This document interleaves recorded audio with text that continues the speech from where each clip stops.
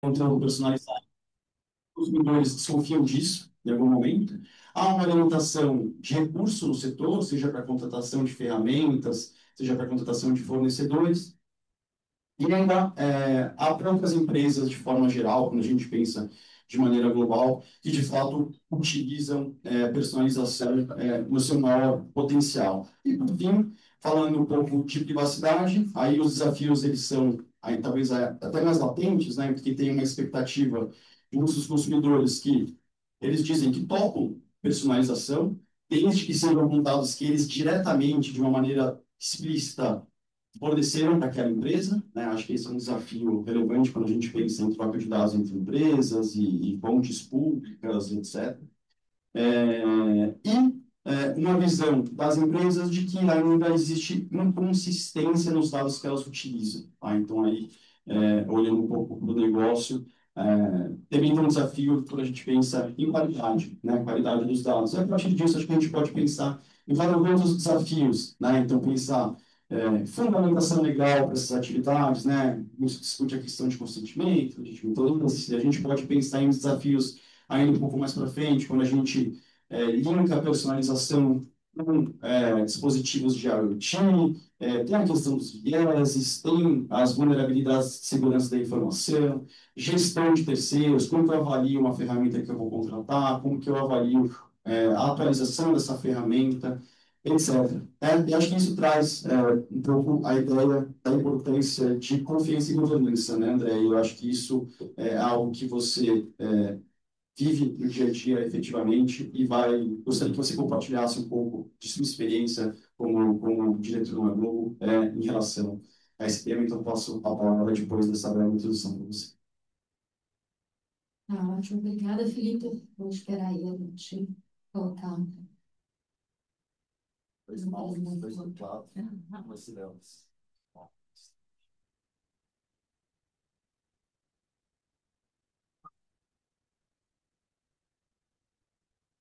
Vamos lá. Bom, primeiro eu queria agradecer o convite, Fernando, Felipe, é um prazer para mim estar aqui em mais um CPDP. Bom, o Felipe já fez aí uma excelente apresentação sobre o conceito de personalização, né, e a relevância da personalização. Então, minha ideia aqui é falar um pouco sobre esse tema, mas muito sobre a perspectiva da indústria de mídia, né, que é a indústria da Globo. Deixa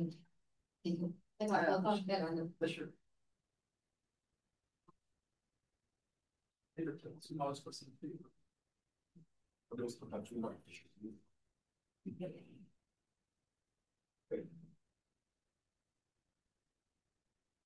Vamos lá. Então, bom, a indústria da mídia, ela tem na atenção das pessoas, né, na atenção do usuário, o seu principal insumo estratégico. Né? A gente faz conteúdos que a gente quer que tenham cada vez mais qualidade, conteúdos emocionantes, conteúdos importantes, relevantes. Por quê? Porque a gente quer que as pessoas prestem atenção na gente, no que a gente produz. Né? E a gente quer que as pessoas continuem engajadas no nosso conteúdo ao longo do tempo. Por que a gente quer isso? O que a gente faz com essa atenção? Bom, primeiro, pessoas que prestam atenção no conteúdo têm mais chance de começar a consumir nossos produtos pagos, né? Então, tem mais chance de assinar os nossos serviços de streaming, tem mais chance de comprar os nossos conteúdos avulsos, né? E tem mais chance de se manter assim, né, como clientes pagantes ao longo do tempo. Além disso, essa atenção a gente consegue transformar em números de audiência, e isso atrai anunciantes, né? Os anunciantes querem aproveitar essa atenção que a gente conseguiu atrair com o nosso conteúdo e mostrar os seus produtos e serviços, né? Para tentar, daquela forma, conseguir que esses nossos espectadores também virem clientes deles, né? Então, vocês podem ver que a atenção das pessoas é um insumo fundamental para o nosso modelo de negócios, o modelo de negócios da indústria da mídia, né? Qual que é a questão? Hoje, no mundo em que a gente tem cada vez mais informação e cada vez mais conteúdo, a atenção tem se tornado um bem cada vez mais escasso, né? O Herbert Simon, que é, enfim, é o autor dessa citação que eu botei aqui nesse slide, era um psicólogo e ele foi quem primeiro teve esse insight que nesse mundo de um número cada vez maior de informações disponíveis, a atenção tende a se tornar mais escassa, mais fragmentada. Foi esse insight, inclusive, que baseou esse conceito que hoje é super disseminado da economia da atenção, né? A gente tem hoje um mercado em que as pessoas disputam, as empresas disputam a atenção das pessoas, né? E o mercado de mídia talvez seja aquele em que isso a gente consegue melhor ilustrar, essa fragmentação da atenção. Por muitos anos, a TV foi a protagonista nas casas das pessoas, né? Era a principal fonte de entretenimento. Então, era muito natural que a TV recebesse toda a atenção. As pessoas tinham aquele momento ali de sentar na frente da TV e assistir aos nossos conteúdos, não importasse. Não importava o que estava passando na TV, né? As coisas mudaram muito com o processo de digitalização, né? Ali no início dos anos 2000, e especialmente com a popularização das redes sociais, né? Ali por 2010, 2011, com o primeiro Orkut, Facebook e assim foi. Então, esse gráfico, que é da PwC do ano passado, mostra muito o que eu estou dizendo, né? Hoje a TV, dentro de uma casa, ela concorre com mídias sociais, ela concorre com plataforma de streaming de vídeo, plataforma de streaming de música, ela ainda concorre com as mídias físicas, né? Livro, jornal, e com videogame. Essa frase aqui, do Wayne Hastings, que era CEO do Netflix até há muito pouco tempo, ilustra o que eu estou dizendo. Ele diz: a gente compete e perde com Fortnite, que é um videogame, mais do que com a própria HBO. Eu acho que isso demonstra muito claramente a visão que a gente tem hoje da indústria de mídia. Todas as formas de entretenimento disputam entre si. Não existe mais TV disputando com TV, rádio disputando com rádio, não. Qualquer forma de entretenimento vai disputar a atenção das pessoas. Inclusive, o CAD, tem umas 2 semanas atrás, decidiu arquivar um caso envolvendo a TV por assinatura, e eles definiram como mercado relevante, eu não sei se tem alguém no Gold Trust aqui, mas aqui é a minha área de origem, definiu como mercado relevante não mais o mercado de TV por assinatura, mas sim o mercado de entretenimento doméstico, confirmando o que eu estou dizendo aqui. O que a personalização, que é o tema aqui da nossa mesa, tem a ver com o que eu estou falando? Num ambiente de atenção tão fragmentado, né, e tão escasso, a personalização dentro da indústria da mídia passa a ser uma ferramenta muito importante para que a gente consiga tentar atrair essa atenção que hoje está sendo tão disputada entre as várias formas de entretenimento, né? Então, ela é uma ferramenta para a gente fundamental. Para a gente, primeiro, atrair clientes pagantes, né? E segundo, atrair anunciantes. E aí, essa é uma pesquisa que o Felipe já trouxe aí na apresentação de introdução dele, mas eu acho que é interessante porque ela mostra que, de fato, as pessoas hoje em dia esperam uma experiência personalizada, né? Existe essa expectativa. Pessoas que têm uma experiência personalizada quando consomem um produto ou serviço, elas se sentem mais confortáveis, elas ficam mais felizes, elas se tornam mais fiéis às marcas, né? E isso, obviamente, se converte para a empresa. E mais clientes, mais receitas, mais retorno de investimento. Não à toa, a Globo é uma grande utilizadora dessa ferramenta de personalização. Então, aqui eu trouxe só 3 exemplos, né? Uma é a linha de recomendação do Globoplay, né? O feed de notícias do G1, não sei se vocês já perceberam, algumas notícias são sugestão de inteligência artificial, é o nosso feed personalizado. E o terceiro aqui é o aplicativo do Globo Esporte, também é absolutamente personalizado. Qual é a questão aqui? Tem uma linha muito fina, gente, entre a personalização que é desejada, que faz o cliente ficar feliz, que faz o cliente tornar fiel à marca, e a personalização que assusta, que é entendida como algo inexplicável, que é entendida como invasiva. E quando essa linha é cruzada, isso não traz só um incômodo para o usuário. A gente pode perder o usuário, a gente pode perder o cliente. Essa é uma pesquisa da Enrollment agora de 2024, mostrando que uma experiência ruim de personalização leva a 20% dos usuários deixarem a marca, simplesmente. Outros 22% começam a procurar alternativas de outras marcas. E 31%, no mínimo, começam a falar muito mal da marca. Então, a gente chega no efeito contrário que a gente buscou quando a gente tentou personalizar os nossos produtos e serviços, né? Lembra que eu falei? Quando a gente personaliza, a gente quer mais atenção, a gente quer mais engajamento, a gente quer mais amor à marca. Se a gente passa essa linha, o que a gente consegue é rejeição. O que a gente faz para evitar ultrapassar essa linha, né? E oferecer uma personalização que deixe as pessoas confortáveis, felizes e mais próximas da marca? A meu ver, uma construção de uma relação sólida de confiança com as pessoas. As pessoas precisam confiar na empresa para que elas não se sintam invadidas. E como é que a gente consegue isso? Eu acho que, primeiro de tudo, com transparência, né? As pessoas precisam saber que dados estão sendo coletados, como é que a personalização acontece, como é que a gente consegue chegar naquela segmentação. Segundo, um compromisso muito sério com o cumprimento legal, enfim, de todas as leis aplicáveis, mas especialmente e, obviamente, a nossa LGPD. E um posicionamento institucional claro, né? Eu acho que nessa construção de uma relação de confiança, é muito importante que as empresas se coloquem dessa forma para o público.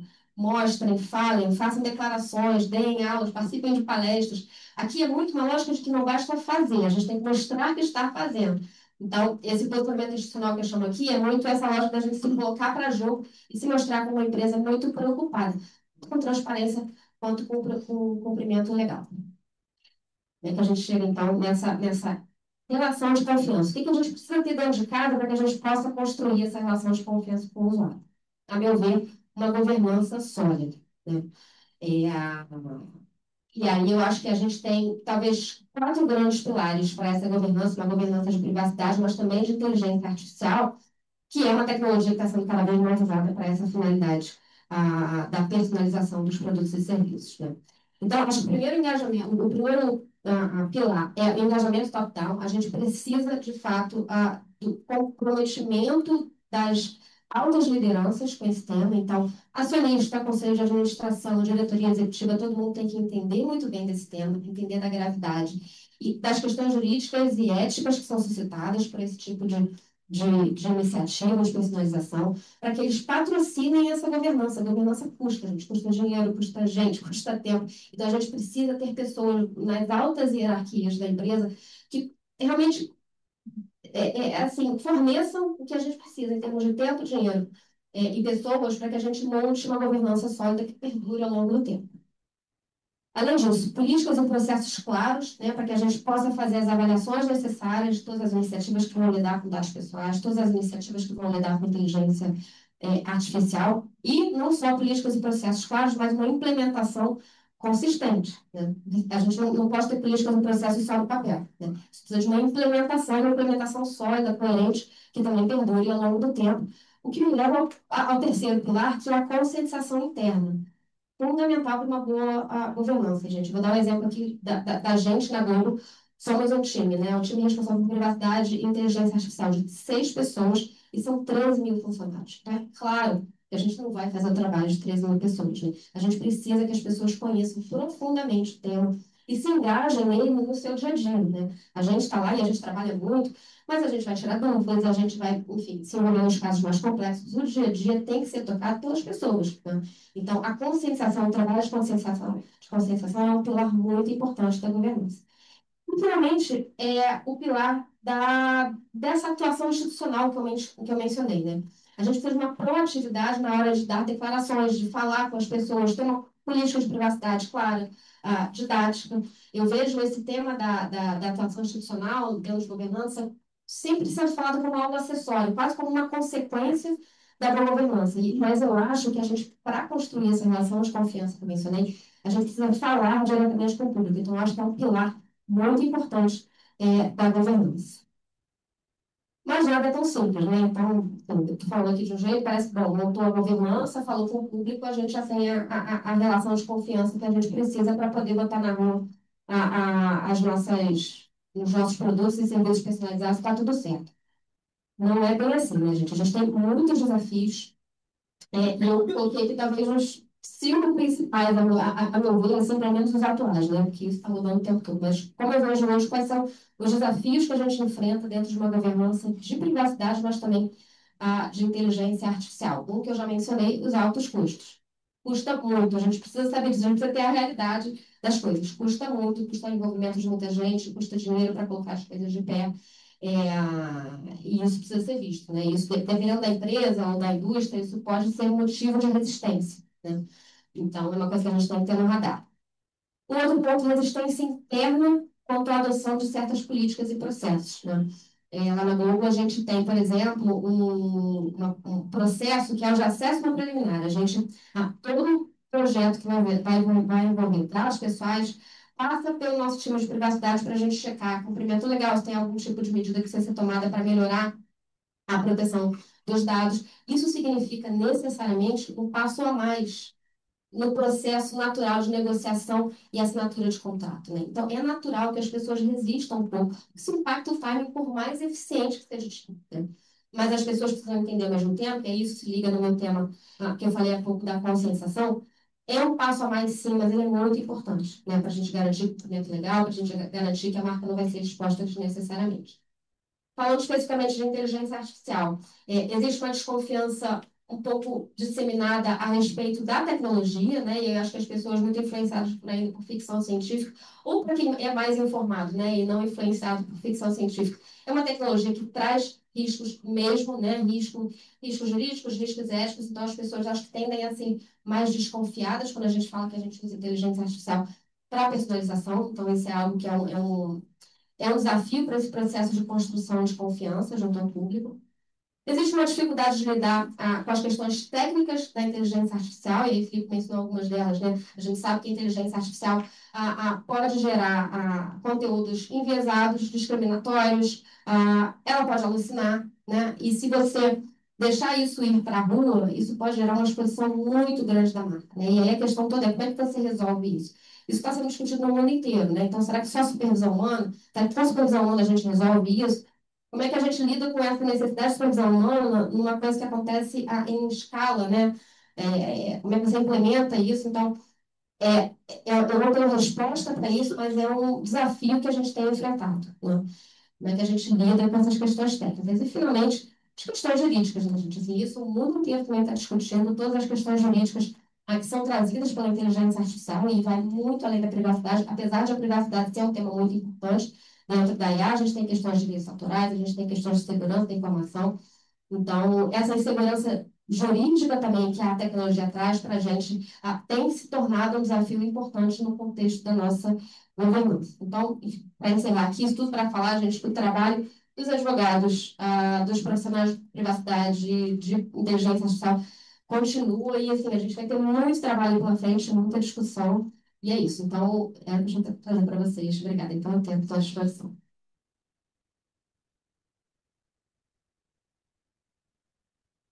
Excelente, André, muito obrigado. Eu acho que você trouxe uma visão bastante ampla, muito abrangente de uma companhia gigantesca, que acho que é muito rica para nós.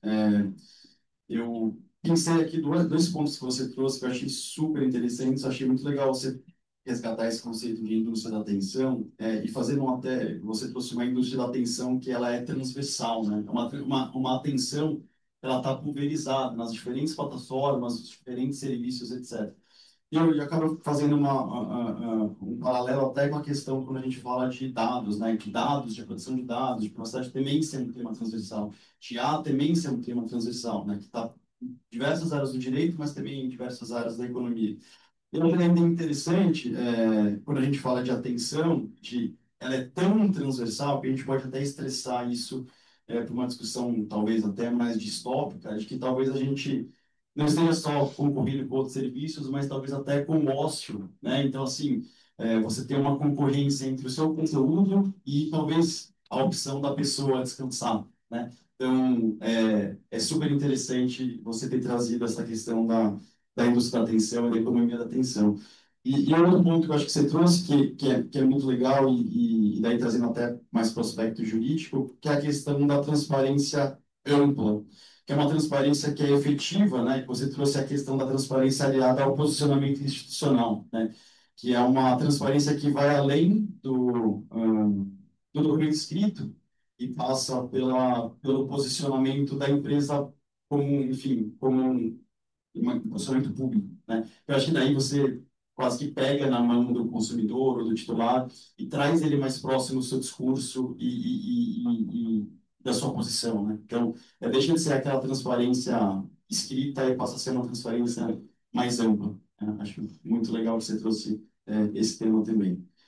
Seguindo com o painel, eu gostaria então de agora passar a palavra Débora, que vai trazer um pouco uma visão mais de produto, né? Pensando um pouco na personalização aliada à oferta de produtos, né? Considerando a sua atuação no Grupo Quintana.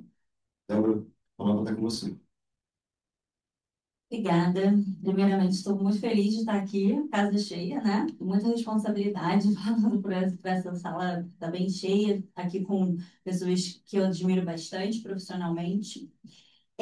E feliz também por conta do tema, né? Porque eu acho que ele tem muito do que está sendo moldado em termos de futuro, quando a gente pensa em tecnologia, mas traz também reflexões muito relevantes sobre confiança e transparência, que são basicamente basilares, né? Quando a gente fala de privacidade, e não à toa a gente tende a caminhar e abraçar também temas de governança de inteligência artificial.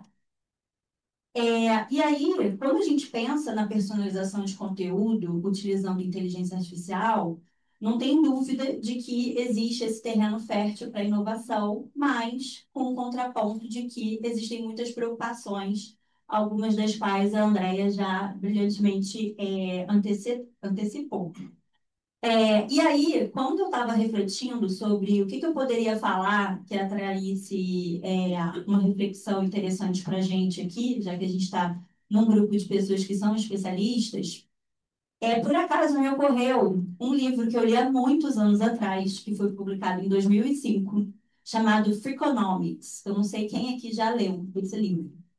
Mas, enfim, esse livro, ele é muito interessante, quem não tiver conhecimento dele, porque é um economista que traz alguns fatos cotidianos e o quanto coisas aparentemente sem sentido, na verdade, fazem muito sentido.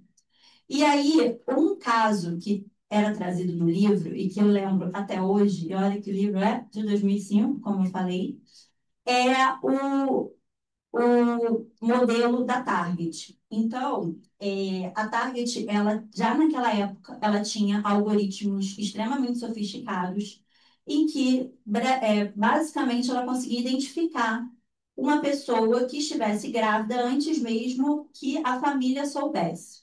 E aí, através do quê? Através das compras dessa pessoa. Então, ela percebia que a pessoa passava a comprar loções sem cheiro. Ou teve mudanças de alimentação, como, por exemplo, a compra de ácido fólico, que é uma vitamina, né, característica para a gravidez. E é interessante que um pai ficou revoltado porque a Target começou a enviar alguns encartes de produtos de bebê para a filha adolescente. Só que poucos meses depois ele soube que de fato a filha estava grávida, ou seja, a Target soube disso antes da família. E aí, aqui eu acho que pega um pouco essa questão, né, que a Andrea trouxe sobre o quanto scary pode ser essa personalização, né, quando a gente quer atrair aquele cliente para o nosso produto. E também, né, embora seja uma história de 20 anos atrás, a gente vê clareza do poder dos dados. Só que esse poder dos dados, se há 20 anos atrás era dessa maneira, imagina agora, né? Agora não é a Target que tem acesso a esse poder. A grande maioria das empresas tem acesso a esse poder e muitas vezes de uma maneira totalmente despida de governança. Então, é um privilégio a gente aqui, né, trabalhar em empresas que nos permitem refletir sobre governança de inteligência artificial e sobre governança de privacidade. E aí, então, trazendo isso para o meu contexto, né, eu não poderia deixar de pensar o quanto isso se comunica com o quinto andar. Por quê? Lá, o nosso objetivo sempre vai ser melhorar a experiência, a jornada e a experiência de moradia. Então, fazer a personalização do conteúdo não é um luxo, é uma necessidade. A gente quer que essa jornada seja cada vez melhor para esse usuário. E, de fato, esse usuário também quer isso. Porque ele quer entrar no sistema e facilmente identificar o que ele precisa clicar, né? Se ele quer, por exemplo, ele tem um débito em aberto, se a gente consegue perceber isso antecipadamente, a gente já disponibiliza esse boleto para ele antes mesmo que ele tenha que fazer uma série de cliques. Ou se ele tem algum tipo de visitas agendadas e a gente percebe que está próximo do horário, a gente pode ser mais propositivo. Enfim, então aqui a gente tem essa necessidade de realmente personalizar o nosso produto para que ele realmente acolha o usuário nessa experiência da moradia que é tão importante. Só que, né, a gente tem um desafio que a gente vem enfrentado bastante, que é a percepção drástica do uso de inteligência artificial para personalização, quando essa personalização é entregue por uma pessoa humana versus quando ela é entregue por um agente de IA. Porque uma coisa é um corretor virar para você e falar, poxa, percebi das nossas conversas anteriores que você gosta de apartamentos que têm chão de taco, versus a inteligência artificial te oferecendo somente apartamentos de chão de taco, porque ela fez a leitura de todos os anúncios e das fotos que você que estavam relacionadas a esse anúncio e percebeu que existia um padrão em que todos aqueles imóveis tinham chão de taco. Então, aquilo não é um filtro que existiria na ferramenta. Então, não necessariamente foi você que proativamente compartilhou aquela informação, mas isso foi inferido da sua jornada. E aí, então, a gente tem aqui, né, que eu acho que conversa muito com o que a Andrea trouxe, um desafio que é não apenas ser eficaz nessa entrega de um conteúdo personalizado, mas ser extremamente transparente e ético. Eu acho que esse é o grande desafio, em que a gente entrega uma coisa que, ao mesmo tempo que o cliente quer, num primeiro momento pode assustar. E talvez a solução seja esclarecê-lo sobre o porquê você está entregando aquilo, né? Como você consegue entregar aquilo. E aí é exatamente aqui que entra a questão da governança, né, de privacidade, se tornando uma aliada indispensável, porque a gente tem na LGPD diversos princípios, dentre eles, obviamente, o da transparência, mas, enfim, né, a questão de atribuição de bases legais para que a gente tenha tratamentos, e essas avaliações prévias que a gente faz, né, como um Privacy by Design ou um relatório de impacto, em que a gente consegue antecipar questões que podem vir a soar, né, invasivas da privacidade desse usuário. E aí, um outro ponto que eu acho que seria legal eu trazer na minha fala, porque conecta com um dos percentuais que o Felipe trouxe, ele mencionou ali sobre o quanto as pessoas querem que seja personalizado o conteúdo a partir de dados que elas proativamente compartilham. Só que eu acho que vai um pouco além disso, porque o uso secundário também é um pouco assustador. Então, por mais que você possa compartilhar um determinado dado para uma finalidade, a partir do momento que aquela empresa utiliza para finalidades secundárias que não são óbvias para você enquanto usuário, aquilo também é assustador. E eu acho que todos vocês que trabalham em empresas sabem que é muito comum o uso secundário, né? É como a gente navega no ecossistema, inclusive de personalização, para que essa personalização ela seja cada vez mais acurada.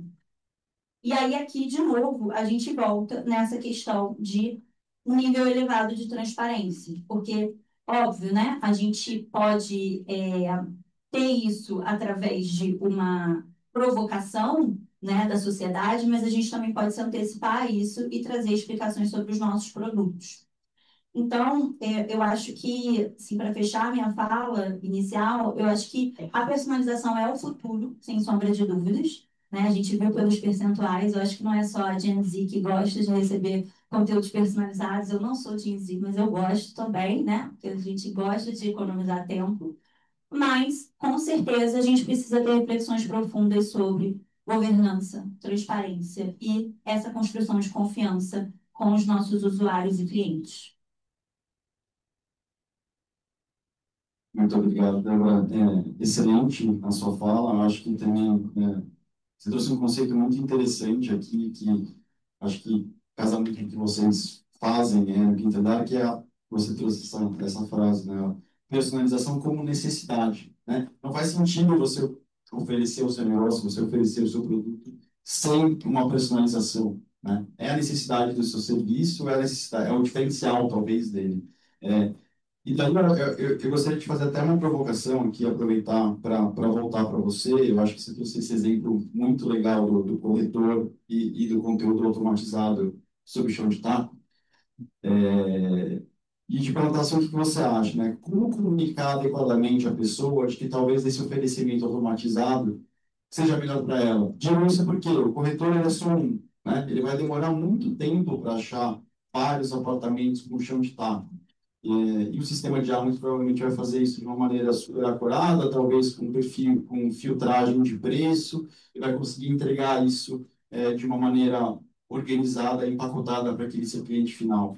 É, trazendo, reforçando o tema de transparência que você trouxe, quais são os desafios para corretamente comunicar ao cliente que talvez a entrega por IA nesse contexto é melhor e talvez mais valiosa para ele? Bom, então, primeiramente, eu gostaria de mencionar que esse exemplo ele é um exemplo real, né? A gente lançou no início do ano um projeto que internamente a gente chamava de Copilot, mas, na verdade, quando você entra no aplicativo do Quinto Andar, você pode conversar com um IA ao invés de você utilizar os filtros da plataforma.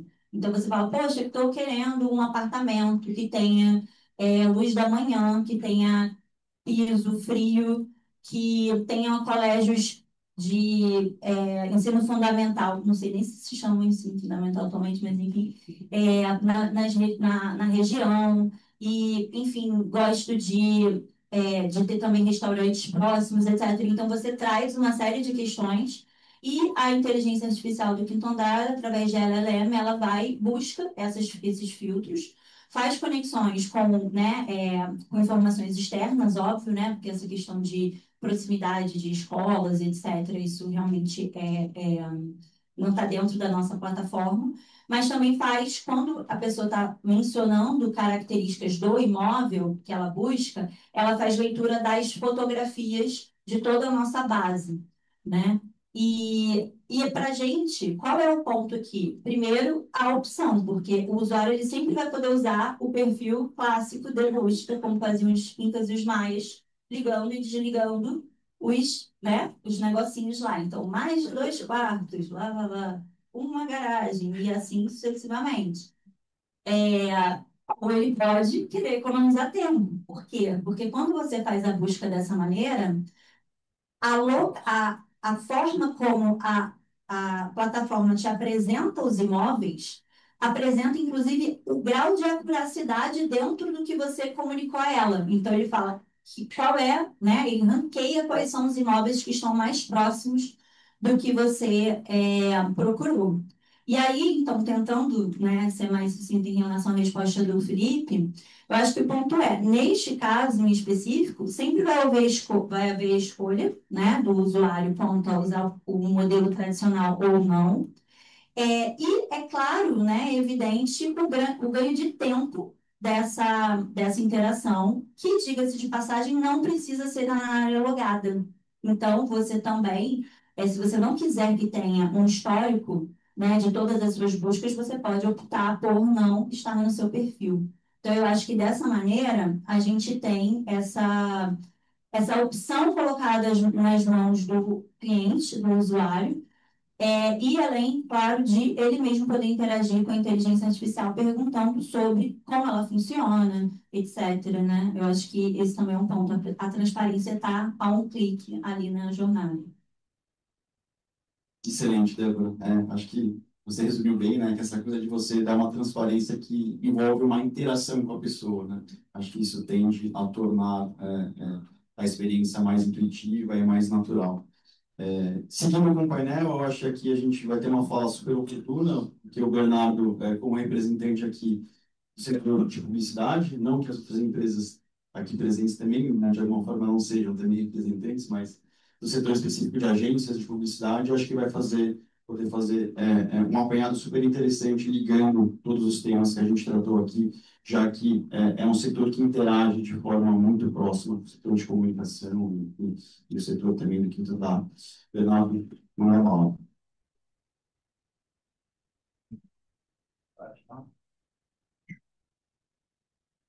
Aqui no meio de vocês, porque eu acho que eu, de fato, estou um pouco no meio de vocês. Bom, isso. Foi muito legal essa introdução da Andrea, da Débora, que eu acho que realmente eu estou no meio. Então, assim, a Débora falou um pouco da personalização do produto, a Andrea falou da indústria da atenção e da personalização da entrega de conteúdo final, de mídia. É, e eu estou um pouco no meio, então, assim, já era difícil falar depois delas, e fica ainda mais difícil porque elas têm contato com o consumidor. Eu raramente tenho contato com o consumidor. O nosso negócio, dificilmente a gente tem um contato direto com o consumidor. Então, essas perguntas sobre, por exemplo, transparência, sobre como gerar confiança, elas, na verdade, elas mudam um pouco e é como ajudar os nossos clientes a gerar confiança, como ajudar os nossos clientes com a transparência. Para quem não conhece, o Publicis Group é uma empresa com 99 anos. A gente tem mais de 800 empresas no mundo inteiro. A gente opera em mais de 120 países. E a gente faz 360 da parte de marketing, amplamente falando, né? Publicidade, comunicação, a parte de transformação digital, a parte de dados. Então, uma parte desse trabalho é conectar essas duas pontas aqui e tornar também essas duas pontas mais eficientes. Então, para resumir, assim, eu acho que o que a gente faz um pouco, do ponto de vista de personalização, é melhorar a performance. E aí isso envolve dados, envolve IA, envolve confiança também. Queria trazer aqui alguns dados também. Esses aqui são dados nossos, né? Então, assim, a gente estima que uma pessoa, quando acorda de manhã, até quando ela fecha os olhos de noite, ela vê 10 mil ads, né? Amplamente falando, no seu celular, na rua, billboards, na TV. Apenas 1% chama a atenção dela e 0,1% são lembrados. Então, as marcas estão numa verdadeira selva por atenção. Eu acho que André já explicou isso perfeitamente. E eu gosto de ver essa selva, né, essa briga por atenção um pouco, na verdade, como uma floresta, né, que você está tentando ali, você é uma flor, está tentando vender flores e cada um gosta de uma flor, né? Então, assim, não necessariamente uma é melhor do que a outra, mas ela quer ser vista, ela quer ser lembrada. E quem gosta de flor tem as suas preferências também. Ela prefere ter uma flor que não lhe causa alergia. Então, a personalização, ela muitas vezes é demonizada, mas eu acho que aqui, num local de especialistas, a gente sabe o quão ela é necessária, não apenas para as nossas vidas, porque a gente não tem tempo para receber conteúdos que não nos interessam, como a gente não tem interesse mesmo em receber esses tipos de conteúdo. Então, às vezes eu fico pensando assim, se a gente instalasse e voltasse à internet há 10 anos atrás ou há 15 anos atrás, que ia acontecer com a vida em sociedade, né, o tempo e tal. E aí eu trouxe aqui, isso aqui a gente chama de ad blindness, né? Eu trouxe aqui um exemplo, desculpa se tiver alguém da Amazon aqui, no caso foi a Amazon que eu escolhi, mas poderia ter sido qualquer outro. Então você vê que, na verdade, tem Amazon aqui, Amazon ali, Amazon embaixo, e não tem uma conversa, né, entre si. A gente tem tipo, tem um creme ali, tem um negócio de viagens aqui, tem certificados de seguros, e isso não é uma experiência que algum usuário queira. Olha a quantidade de mídia, a gente mal consegue ler e entender o que é notícia, o que é ads aqui. Então fica muito confuso isso aqui. É o que a gente entende de uma má prática. Eu peguei esse caso aqui, mas enfim, se vocês abrirem outros lugares, eu acredito que isso não aconteça com vocês. Um pouco por tudo que eles fazem lá dentro, né? Então, e assim, o que eu acho que tem de interessante como a gente enxerga essa jornada, né? Quando você só trabalha com dados de uma só localidade, por exemplo, os cookies, ou então você, você enxerga apenas a jornada do cliente dentro de um produto apenas, ou por exemplo, no caso das TVs conectadas, você acaba tendo que entregar conteúdo em momentos em que você não está entendendo muito bem qual é o que está acontecendo na jornada desse usuário, né? Desse consumidor. E a gente gosta de entender um pouco mais a jornada, né? Então, a gente gosta de ter muitos dados, né? Então, os dados fazem parte, esse ponto precisa ser discutido, e a gente gosta também de fazer muitas parcerias, né? Então, utilizar os first party data, os dados dos nossos clientes, entender como esses dados, às vezes, podem ser úteis com outros clientes, ainda que não sejam competidores, como é que a gente pode conectar essas duas pontas, e também como é que a gente pode introduzir, né, uma leitura dinâmica da vida desse consumidor, né? Então, a gente gosta de pensar, por exemplo, que cada indivíduo, cada titular de dados, usa pelo menos 3 devices. Você tem o teu computador, o teu celular, provavelmente hoje Smart TV, TV conectada, quando você não tem um iPad e quando você também não faz um uso de um outro celular de trabalho, por exemplo. Então são Ou relógio. relógio, então assim, são pelo menos aí de 3 a 5 devices que vão te entregar mídia, vão te entregar comunicação personalizada em momentos diferentes do dia, em formatos diferentes, em telas diferentes. Então, tudo isso precisa de uma personalização que é assim, rocket science, né? Então, e como que a mensagem precisa ser passada para as pessoas. Então, toda essa jornada, ela é diferente se a gente está falando em fazer impacto em ads que vão ser entregues, por exemplo, no momento que eu estou usando o computador de 9 da manhã às 18 horas da tarde, ela vai ser diferente.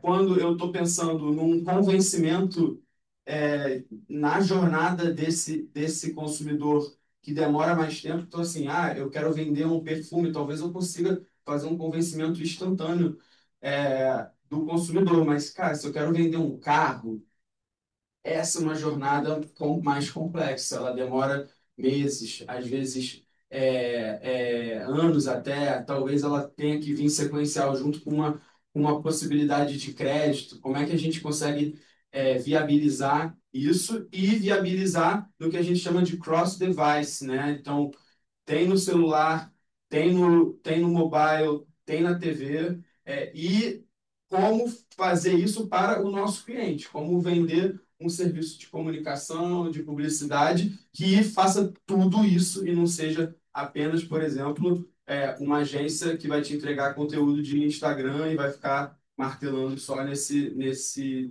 local.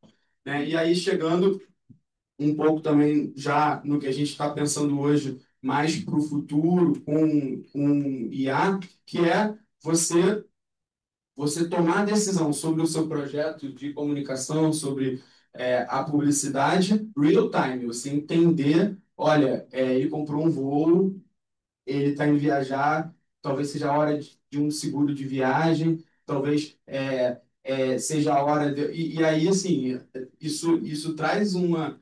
Né, isso pode ser meio estranho, a gente conversou um pouco sobre isso, sobre como isso pode ser visto de uma forma agressiva, uma entrega de conteúdo um pouco que passa daquela linha. Então, como é que a gente consegue também ajudar o nosso cliente a fazer com que isso não soe agressivo, que, como o André colocou, uma vez que você cruza essa linha, dificilmente você volta. Mas, ao mesmo tempo, esse consumidor, ele está em momentos de vida diferentes. Então, um mesmo produto pode ser que seja interessante de vender para ele num label família, ou num label aposentadoria, ou num label jovem querendo viajar e aproveitar a vida. Às vezes é o mesmo produto e você precisa vender ele de uma forma diferente e tomar essas decisões numa jornada real time, né? E aí eu acho que a gente chega hoje um pouco no que a gente está entendendo aí como full personalization, que é conseguir utilizar first party data, os dados dos nossos clientes, os dados de outros data brokers, a gente conseguir fazer isso recebendo apenas o que a gente quer de dados, fazendo filtragem de dados, jogando fora o que a gente não quer, se recusando, por exemplo, a tratar dados de menores, se recusando a tratar dados sensíveis, criando processos claros para quando nós estamos começando a passar do limite. Então, assim, é comum hoje que você faça uma campanha para públicos específicos, LGBT, ou pessoas que se reconhecem com uma certa identidade. Esse tipo de ferramenta é utilizada pelo mercado, é possível fazer isso, mas isso precisa ter um cuidado adicional. Então, o que hoje nós trabalhamos com os nossos clientes é até onde a gente consegue ir, e o que a gente precisa fazer para ir até lá. Porque apenas querer fazer personalização de conteúdo, querer vender, vender, vender, sem você justamente gerar essa relação de confiança com o consumidor, é algo que a gente pode terminar naquilo que acho que a André falou, e eu queria ser um pouco circular nisso, entendendo o seu cliente, né? Quem aqui nunca se irritou com uma marca, com uma empresa que a gente sente que tá fazendo demais, né? E é isso, um pouquinho. Eu queria fechar com isso e, enfim, agradecer ao Batista Luz, ao Felipe, ao CPZ pela TAM. É o meu terceiro ano aqui, dessa vez em painel. Enfim, amo esse evento e é isso. A minha fala inicial é essa, Felipe.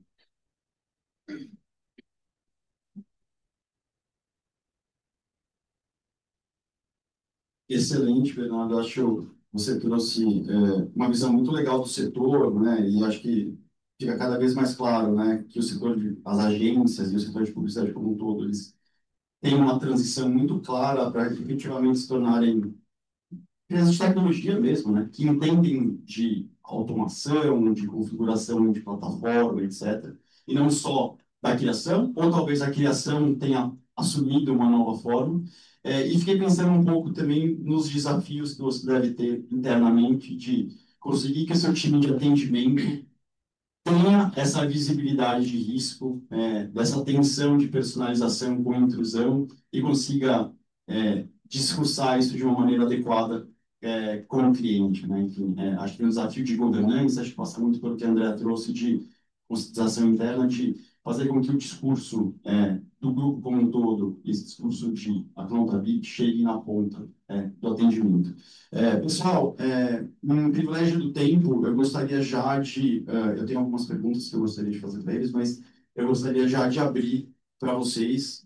Quem tiver perguntas, quiser levantar a mão, a gente já começa dessa forma e eu deixo minhas perguntas para vocês e a gente vê com a galera. Isso é para você. Oi, boa tarde. Obrigada, pessoal. Muito legal o painel. A minha pergunta é mais direcionada para o Bernardo, pela questão do setor que ele atua. Eu queria entender um pouco, se ele pudesse dar algumas dicas práticas, ou, enfim, melhores práticas, assim, de como você passa isso para o seu time interno, como você internaliza isso que a gente falou aqui, de conscientização, de como ética e melhor usar esses dados, porque a gente sabe que, como agência, né, a agência principalmente manuseia e interpreta esses dados em nome dos clientes, né? Então, é realmente uma responsabilidade muito importante. Então, entender ações que você já tenha feito, se puder compartilhar com a gente, que eu acho que ia ser muito bom. E também entender como que você lida com essa limitação, né, de utilização desses dados, mas sem ser um vetor de embarrear o projeto, porque isso é uma questão, né? A gente quer fazer as coisas acontecerem, mas como não ser visto como um vetor na empresa? É, vamos lá. E a gente já endereça as duas. Oi, gente, boa tarde. Bom, vou fazer a pergunta para quem quiser responder. Achei talvez está direcionando para você, Débora, mas achei muito interessante isso que você falou do estranhamento que às vezes o usuário titular tem quando ele está falando, vendo ali uma personalização, né, uma recomendação da plataforma, ou quando ele está interagindo diretamente com um agente de IA, um chatbot. E aí eu queria saber da experiência de vocês, vocês têm recebido contestações dos titulares nesse sentido, questionamentos, ou se até o momento, enfim, está tudo caminhando bem e sem questionamento, porque eu acho que é interessante, né, a gente trocar isso também, como as empresas estão lidando com esses questionamentos para endereçar e tranquilizar e fortalecer um pouco da confiança na marca, né? Vou pegar mais uma e daí a gente endereça essas três e depois passa a pergunta para vontade.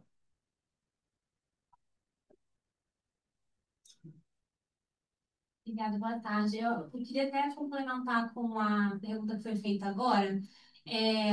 Assim, prazer, né? Meu nome é Beatriz. Eu fiz mestrado na UERJ, o meu tema de dissertação foi justamente sobre publicidade comportamental. Então, esse painel aqui foi extremamente engrandecedor, e vai contribuir muito para a minha pesquisa. Na época, quando eu estava estudando para fazer a minha dissertação, eu fiquei com muita dificuldade em verificar a prática das empresas em demonstrar essa transparência para o usuário, principalmente porque quando a gente fala do consumidor, né, em geral, a gente aqui estamos todos, né, profissionais extremamente qualificados e que têm contato direto com a matéria, mas quando a gente olha para o consumidor, para a massa mesmo, eles não têm tanto conhecimento assim sobre as técnicas de perfilização e como é que funciona também essa personalização de feed. Então, eu queria saber como vocês, né, como empresa e como agência, se preocupam na criação de políticas e cultura para essa parte da população, porque realmente foi muito difícil de encontrar mecanismos eficientes para esse tipo de comunicação mesmo com o titular de dados, né, para quem está na outra ponta. Excelente. Quem se candidato a começar? Débora, Então, respondendo a pergunta da Giovana, dá para enxergar o assunto aqui. Bom, Giovana, eu acho que o primeiro ponto interessante, né, e compartilhando com vocês essa reflexão que aconteceu bastante com os times técnicos, foi: poxa, a gente quer ser bem recebido nessas interações dos nossos agentes de IA pelos nossos clientes, mas, de acordo com as pesquisas que foram feitas pela nossa empresa mesmo, com grupos de clientes reais e de mercado também, no mercado imobiliário, assim como pesquisas, né, globais sobre o tema, existe uma resistência, uma certa reatividade, uma certa desconfiança quando você interage com inteligência artificial. E aí a gente tomou uma decisão de mencionar que nós somos um agente virtual. Então, quando ele se apresenta, ele fala: oi, eu sou um agente virtual, lá, lá, lá, lá, lá, lá, lá. E fica ali essa primeira transparência. E o cliente, ele pode aprofundar. Então, ele pode perguntar: você é uma inteligência artificial? Como você funciona? E aí ele vai respondendo. E aí, e é interessante porque a gente está num momento em que a gente tem diversos agentes de inteligência artificial, e uma parte do nosso dogfooding é justamente ver o percentual de pessoas que perguntam sobre isso. E cerca de 15% das pessoas faz perguntas sobre a natureza de inteligência artificial desses agentes. E aí, uma outra coisa interessante, que era uma aposta que a gente estava ali no meio receoso, era a desistência daquele usuário em relação àquela interação. Porque, e aí eu vou dar aqui um passo atrás para explicar sobre um projeto que a gente tem, que está agora, que ainda não está 100% disponível para os usuários, mas uma parte dos nossos usuários já está usufruindo, que é o nosso, que a gente chama internamente de Wall-E, que é o chatbot da plataforma, em que, ao invés de você fazer perguntas apenas, ele age em seu favor. Então, você pode falar assim: eu gostaria de agendar, eu gostaria de ver quais são as visitas que existem para o meu imóvel, né, essa semana. E aí ele vai lá e fala: poxa, eu não vou poder participar da visita que está marcada para o horário tal. Você pode cancelar? Sim, claro. E aí ele vai interagir. E aí, o ponto que eu acho que é interessante é que Quando a gente está falando de um chatbot normal, essa experiência já não é fluida, porque você não sabe quando termina a conversa. Muitas vezes a pessoa desiste e vai embora. Então você não sabe se ela esteve satisfeita ou não. Quando ela, e geralmente ela se manifesta quando ela está insatisfeita, porque ela vai lá e reclama muito daquele chatbot, né? Não me ajudou em nada essa porcaria. Mas quando o chatbot ajuda, às vezes ela não responde, porque ela sabe que aquilo é inteligência artificial. Então a gente tem esse desafio também de entender, tá, mas essa interação foi satisfatória para esse cliente, sim ou não? E aí a gente usou de métrica o tempo de engajamento dessa conversa. E a gente percebeu que o cliente se mantém sim engajado. Por quê? Porque a interação, primeiro, é extremamente fluida. Quem já foi atendido, e aí, desculpe se tiver aqui alguém de bancos, mas quem já foi atendido por um gerente no chat do aplicativo do banco, né? E ficou irritado, ele tem que ficar olhando, porque se você parar de olhar, cai o atendimento e você tem que começar tudo de novo. Imagina, caos. E aí, com esse atendimento automático, é literalmente imediata a resposta. E então, assim, a experiência tem se comprovado muito positiva, né? A gente tem feito esse acompanhamento realmente humano desses números e tem sido muito legal. Então, não sei se eu respondi essa pergunta. Bom, Obrigada. Bom, eu queria falar um pouquinho sobre duas perguntas. Primeiro, a da Júlia, que pediu recomendações, assim, e também case, falar um pouquinho de cases. Então, Júlia, quando a gente está fazendo projetos de comunicação e marketing em geral, na maioria das vezes, 98% das vezes, nós somos processadores de dados, então nós agimos sob instruções do cliente, e quando a gente está fazendo uma personalização do tipo que eu te falei aqui, bem complexa, na maioria das vezes a gente é controlador de dados. Isso no Publicis Group não ocorre necessariamente nas mesmas entidades, então eu estou falando aqui, às vezes, de contratos diferentes, entidades diferentes e até mesmo países diferentes, muitas das vezes. Então, como trabalhar isso com os clientes? Então, eu subdividi aqui em três questões, né? A primeira é sendo processador de dados, como a gente falar com o cliente sem que a gente esteja passe a tomar as decisões do uso de dados. Então, o time criativo, por exemplo, chegou com uma ideia, é, é, ele vem falar comigo logo no início para ver se essa ideia faz sentido do ponto de vista de dados. E aí eu posso te trazer um caso que a gente não executou. Tinha uma empresa do ramo automobilístico que falou para a gente, olha, a gente tem 30 milhões de reais, você pode mandar 30 milhões de Pix, R$ 1 para cada pessoa, dando um cupom para, enfim, 10% na compra de um carro. E aí você precisa de um assessment inicial. Será que eu posso usar o Pix para fazer 30 milhões de Pix com um cupom? Então, essa ideia, logo no início, precisa ser conversada com o time criativo, com o cliente, e tentar convencer ele, às vezes, a fazer diferente, às vezes, a não fazer.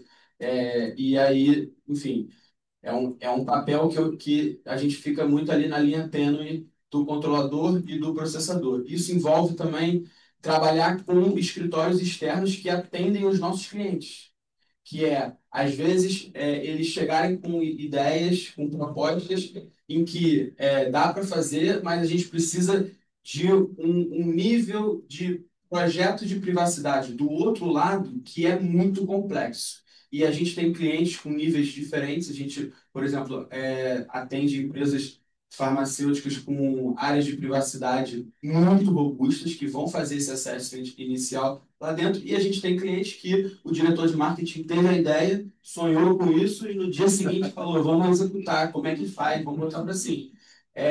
E aí, enfim, como direcionar esses clientes, às vezes, para escritórios que a gente sabe que vão conseguir executar isso, como já produzir esse pré-projeto de privacidade para ele e sem eu passar para o lado de ser um controlador de dados. Sobre recomendações internas, a gente precisa criar, às vezes, sirenes, red flags. Então, nós temos os nossos Data Privacy Stewards e Executive Sponsors, que é mais ou menos na figura dos Privacy Champions, que o pessoal conhece aqui, em que essas pessoas conhecem tudo que está acontecendo dentro das agências, conhecem todos os clientes, a maioria dos projetos, e essas pessoas a gente dá um nível de treinamento de proteção de dados que em 2 anos ele poderia ser de pior, talvez. Essas pessoas sabem tudo o que está acontecendo e elas já sabem os red flags, já sabem os pontos que a gente não consegue passar e quando as sirenes, digamos assim, de privacidade tocam. E, por fim, a sua pergunta também é como fazer tudo isso sem se tornar um inimigo do negócio, sem que as pessoas te odeiem. Acho que muita gente aqui é advogado de compliance e você passa na empresa, as pessoas olham para o outro lado, né? Tipo, ninguém gosta de você e eu acho que é um pouco o contrário. É como fazer essas pessoas gostarem da gente, procurar a gente, como ser um parceiro de negócio dessas pessoas. O primeiro passo é fazer com que eles vejam valor. Eles precisam ver valor na privacidade.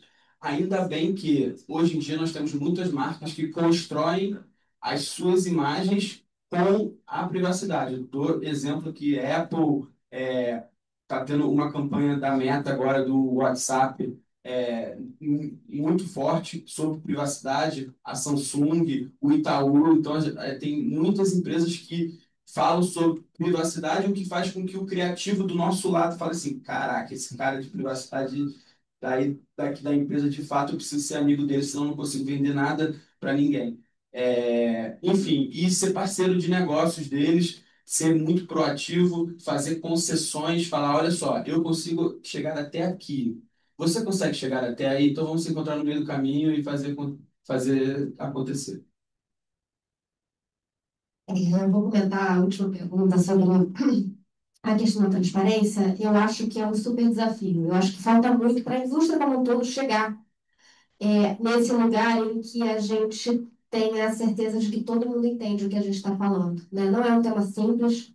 Eu acho que existe um esforço muito grande, aí falando mesmo em nome da Globo, mas eu vejo isso de muitas outras empresas, e a gente tentar traduzir os avisos de privacidade para uma linguagem mais didática, mais transparente.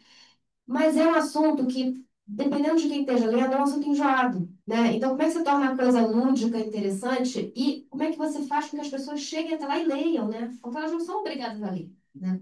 Ao mesmo tempo, elas se assustam quando as coisas acontecem, a personalização acontece. Então, é um desafio, eu não tenho resposta, mas eu digo assim, e aí, no nome da Globo, existe um esforço muito grande, e eu acho que talvez a indústria da mídia tenha uma responsabilidade até maior, porque a gente tem caminhos para poder entregar esse tipo de discussão via os nossos conteúdos, né? E isso é uma discussão que a gente tem tido lá, de colocar isso em novela, em jornal. A gente tem como, né, trazer esse assunto de uma forma mais palatável e junto com o entretenimento, né? Eu acho que talvez a gente possa fazer isso até como uma forma de exercício da nossa responsabilidade social, né? Eu acho que não basta aviso de privacidade, esse é o ponto, né? Por mais que por melhores que eles sejam, eu acho que a gente chegou num ponto que a gente precisa ir além, especialmente conforme o grau de sofisticação da personalização vai aumentando, né? E vai se tornando cada vez mais envolvente em todos os aspectos da nossa vida, né? Fazer um comentário também, só para não, só para falar um pouquinho que eu queria pegar esse bonde aqui, que foi perfeito, que eu acho que nós precisamos trabalhar. Está muito longe do que tem que ser. E, e, e você está certo, assim, no mundo com Gen AI, é uma loucura, assim, que a gente não tenha política de privacidade em vídeo. É, a gente tem que fazer isso.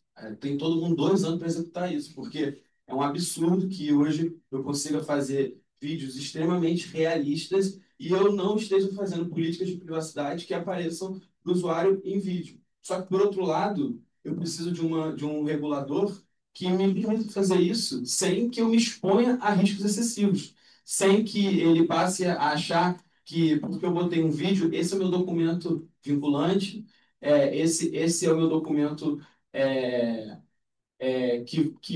enfim, poderia gerar um processo administrativo, uma judicialização. E aí, só para te dar um exemplo aqui de uma boa prática antiga e boa prática, o INAI, que foi dissolvido, a gente já falou disso aqui recentemente, ele já lá atrás, em 2012, ele já previa a possibilidade de você ter uma política de privacidade simples e uma política de privacidade completa. Eu acho que muitas marcas fazem isso, né? Fazem suas centrais de privacidade. Acho que a Débora é um caso. Enfim, eu acho que a gente precisa trabalhar, precisa melhorar a forma de comunicação mesmo com os usuários, especialmente num país em que cerca de 30% da população pode ser considerada analfabeta funcional. A gente precisa, sim, encontrar novas formas de se comunicar. Acho que temos tempo para mais perguntas. Ou- Pode passar lá. Eu estou preso. Para quem? Eu sou preso. Ah, então, vai. Tudo bem, gente? Obrigado aí pela apresentação de vocês. Eu acho que quem se sentir à vontade para comentar, porque quase mais um comentário do que uma pergunta que eu vou fazer. Mas voltando no início da apresentação, apresentado alguns números, eu achei interessante porque alguns deles, pelo menos na minha visão, pareceram até meio contraditórios. Porque a gente percebe, eu não vou lembrar o percentual exato, mas que boa parte dos clientes, vou chamar assim, querem uma personalização, mas também boa parte deles só quer personalização com os dados que eles dão. E aí isso me parece que eles não entendem o que é a personalização, especialmente quando a gente tem um modelo de IA por trás, que quanto mais volume de informação a gente tem, aí sim consigo entregar personalização e não simplesmente clusterizar aquele cliente no... Ah, você gosta do quê? Do Flamengo. Então tá, então uma coisa do Flamengo. Isso não é personalizar. Pelo menos não como deveria ser no nível que a gente precisa hoje. Então, eu queria ver o comentário de vocês, considerando essa provocação que eu estou trazendo de possível questão paradoxal de querer algo, mas não querer algo. Como é que a gente trabalha em construindo nas perguntas que já foram feitas a transparência, no sentido de não só falar o que a gente usa, mas também tentar trazer o benefício daquilo para as pessoas entenderem de fato, não que existe um modelo de A, mas como ele funciona e o que ele te traz na prática. Isso acaba trazendo também, refletindo em aspectos sobre base legal, que foi um comentário que foi feito. Porque a pessoa quer personalização, então, opa, tá na expectativa dela, mas eu só posso usar o dado que ela me deu, então não tá mais na expectativa. Aí eu volto para o consentimento, que não faz sentido nenhum nesse caso. Então, como é que a gente lida com essa dúvida que, enfim, não sei se tem resposta. Eu só queria aproveitar para pegar o gancho do Bernardo. Eu trabalho tanto com pesquisa e no escritório também. Nós falamos do algoritmo para Maria Menezes, mas acho que no ponto que você falou da base legal, eu queria entender um pouquinho. Você mencionou, por exemplo, a gente faz propaganda para público LGBT. E aí, como você lida com a questão da personalização, pensando na discussão sobre sensibilidade de dados e até que ponto eu posso ou não fazer a utilização disso para direcionar conteúdo? Você, por favor, pode passar para ele e daí a gente já... Também seguindo essa corrente de falas, o que eu queria entender é basicamente uma questão de essa automatização das decisões, né? Quando a personalização, como foi dito, pressupõe essa coleta de dados constante e, pelos exemplos trazidos, uma decisão automatizada da IA muitas vezes do que será apresentado ao titular, nesse sentido. E na questão da governança, em que momento essa personalização passa a necessitar de uma ação humana, ou pelo menos uma revisão humana, para que você consiga cumprir também as expectativas de proteção de dados dos titulares? Só pergunta fácil. Essa não. Tá bom, Gente, aí eu gosto de ser a primeira porque a minha memória é de peixe. Então, eu peguei a última pergunta, já tenho a resposta. Falar. É muito interessante essa questão, porque, de fato, quando a gente... E qual é mesmo essa pergunta?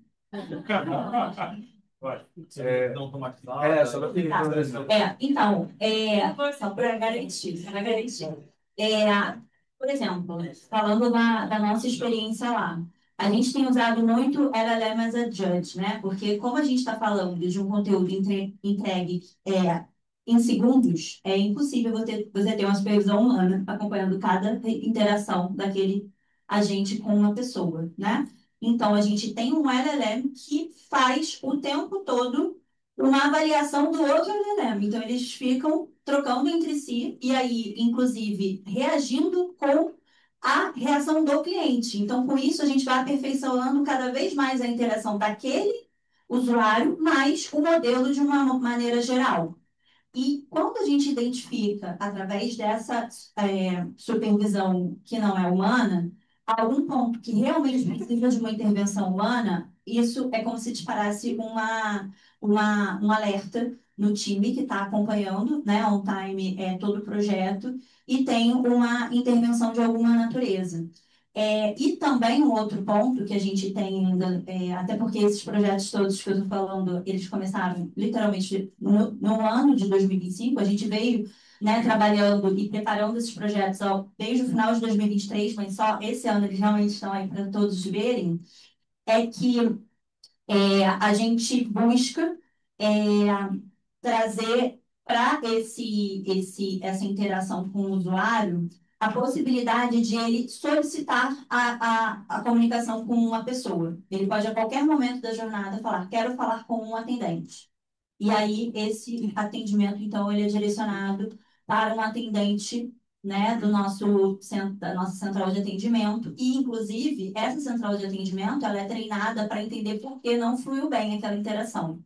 É óbvio que, tá? Esse também é um ponto que eu acho que é válido. Existem alguns temas que a gente identifica que são red flags. Então, a gente intencionalmente decide que aqueles temas vão ser direcionados para um atendente humano, dada a sensibilidade, ou porque a gente ainda está tendo certeza de que o modelo vai se comportar como a gente gostaria. Porque a gente tem alguns casos, né, de modelos que não se comportaram como as empresas gostariam e existe uma responsabilidade direta em relação a esse comportamento. Então, a gente ainda faz esse monitoramento, né? Eu acho que com esses guardrails todos a gente consegue caminhar, evoluir nisso de uma maneira consciente e consistente.